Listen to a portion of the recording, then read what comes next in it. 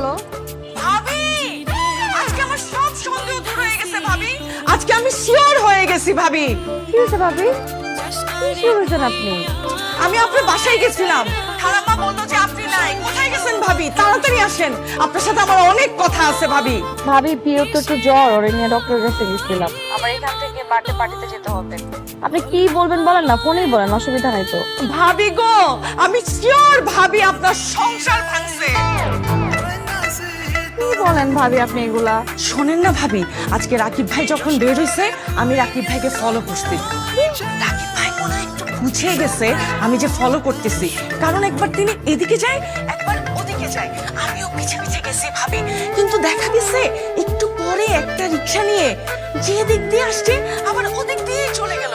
আপনি বলেন ভাবি, এটা কোনো কথা? অফিস টাইমে কেউ এভাবে ঘোরাঘুরি করে ভাবি? আমার মনে হয় কি ভাবি, আমি যে ফলো করতেছি এটা উনি বুঝতে পারছে, নইলে রিক্সা দিয়ে যেদিকে আসছে আবার ওদিক দিয়ে চলে যাবে। আর মেয়েটাকে মনে হয় ফোন করে মানা করে দিছে, মেয়েটার আজকে আসার কথা ছিল ভাবি। ভাবি ভাবি শোনেন শোনেন, আপনি অফিসে যান, অফিসে গিয়ে দেখেন নিশ্চয়ই রাকিব ভাই আজকে কোথাও ফষ্টি নষ্টি করতে গেছে ভাবি। ভাবি এটা একটু বেশি বেশি হয়ে গেল না? ঠিক আছে ভাবি, আমার কথা তো বিশ্বাস হচ্ছে না।